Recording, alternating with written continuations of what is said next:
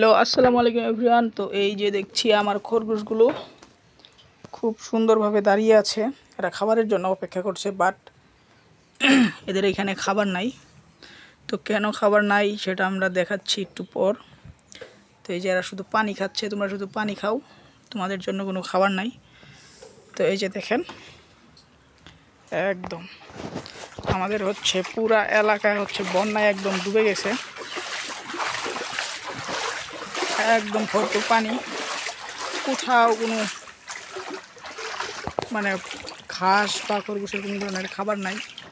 যতদূর চোখ যায় শুধু পানি আর পানি। এই যে রাস্তা টাস্তা সব একদম ডুবে গেছে, একদম সব কিছু। এই যে দেখেন,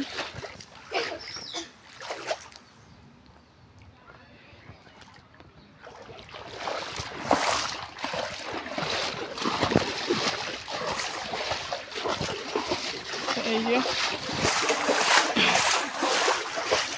তো আমার খরগোশের ঘরের হচ্ছে পানি এখন কমে গেছে, যদিও এইটুকু পর্যন্ত পানি উঠছিল, আর একটু হলেই খরগোশের ঘরের ভিতরে পানি উঠতো। এই যে তারপরেও এই যে নিচের এইদিকে হচ্ছে পানি উঠছিল,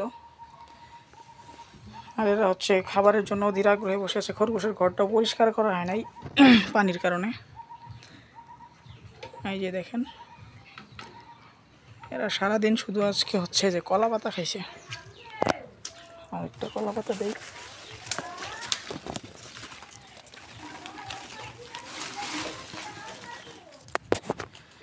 এই যে কলা পাতা দিছি, কলা পাতা দেওয়ার সাথে সাথে এরা খাওয়া শুরু করছে। আমি হচ্ছে একটু খরগোশের ঘরে যাই, মোটামুটি অনেক ঝামেলা।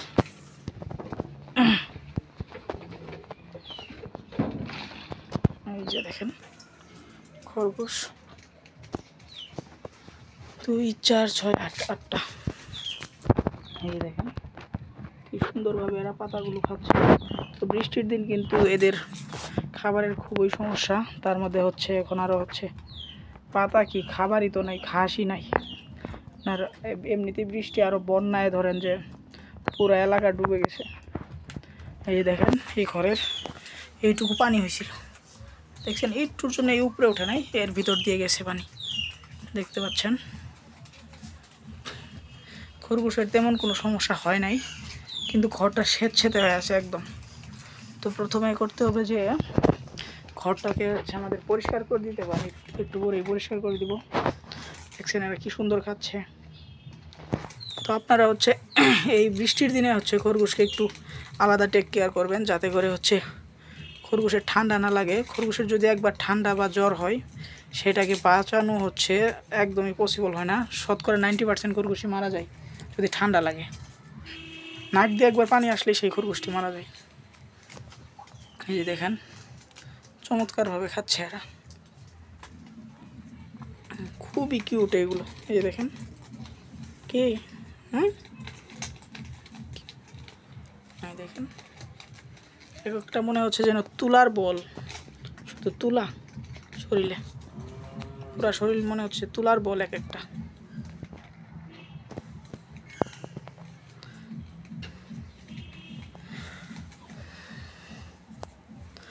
আপনারা যদি খরগোশ পালন করতে চান, অবশ্যই সুন্দর একটা পরিষ্কার জায়গা দিবেন, আর হচ্ছে খরগোশকে খাবার দিবেন। এর পাশাপাশি হচ্ছে আপনারা দানাদার হিসেবে ভুসি দিতে পারেন। গমের ভুসি দিলে এদের স্বাস্থ্য খুবই উন্নত হয়, খুবই সুন্দর, মোটা নাদুস নাদুস হয়।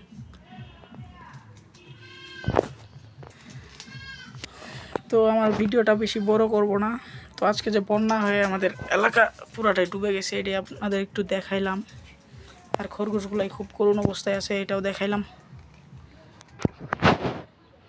দেখছেন এগুলো এত সুন্দর, এত ভালো লাগে, দেখছেন কিউট। সবাই ভালো থাকবেন, সুস্থ থাকবেন। আমার ভিডিওটা ফুল দেখবেন। অনেকে আছে আমার ভিডিওটা অল্প একটু দেখে বাদ দেন। আমার ইউটিউব চ্যানেলে হচ্ছে 1000 সাবস্ক্রাইবার পূর্ণ হয়েছে প্রায় আরও 1 বছর আগে, কিন্তু আমার ওয়াচ টাইম পূর্ণ হয় না এখন। আমার 2500 ঘন্টা ওয়াচ টাইম হয়েছিল, তার মধ্যে হচ্ছে ভিডিও না দেওয়ার কারণে বা আপনারা না দেখার কারণে হচ্ছে আবার ওয়াচ টাইম কমে গেছে। এখন 1000। সবাই একটু ভিডিও দেখে আমার ওয়াচ টাইম পূর্ণ করে দিবেন, যাতে করে হচ্ছে আমার ইউটিউবটার মনিটাইজেশন হয়ে যায়। তো সবাই ভালো থাকবেন, সুস্থ থাকবেন। আল্লাহ হাফিজ।